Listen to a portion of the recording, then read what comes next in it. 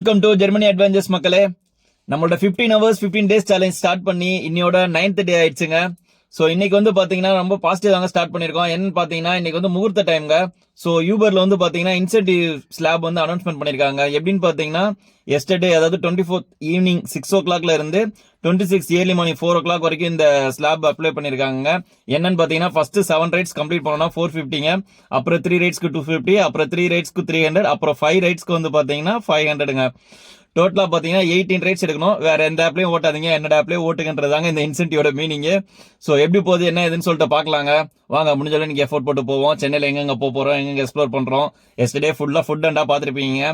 இது ஒரு தனியா ஒரு வீடியோஸ் போடலான்ற மாதிரி ஒரு ஐடியா இருக்குங்க. என்னன்றது நான் இந்த சேலஞ்ச் முடிஞ்சோன்னு சொல்றேங்க. சோ இன்னைக்கு டே எப்படி போகுதுன்னு பாக்கலாம் வாங்க.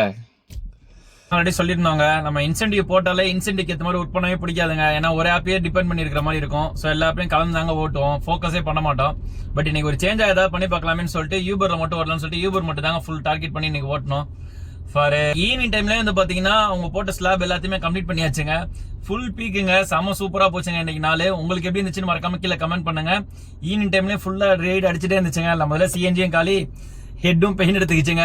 ஸோ நம்மளால அதுக்கு மேலே ரைடு எடுக்க முடியல.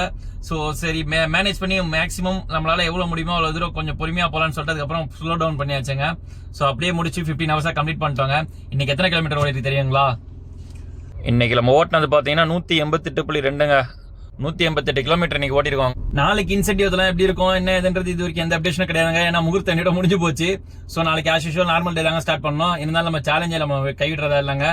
ஸோ நாளைக்கு இருந்து மறுபடியும் பாசிட்டிவா அகைன் நம்ம ஸ்டார்ட் பண்ணி நம்ம 15 days 15 hours சேலஞ்சை டுமாரோ என்ன மாதிரி போகுதுன்னு சொல்லிட்டு பார்க்கலாங்க.